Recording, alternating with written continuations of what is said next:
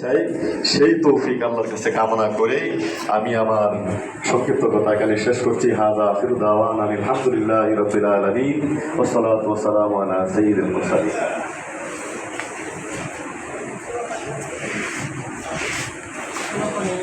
ধন্যবাদ।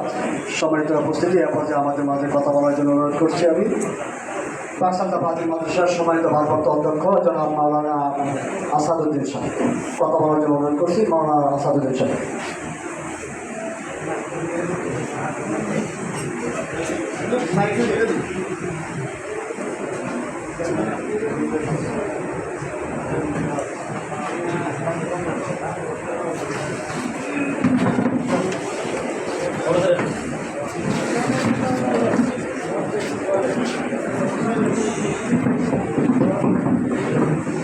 আসসালামু আলাইকুম ওয়া রাহমাতুল্লাহি ওয়া বারাকাতুহু।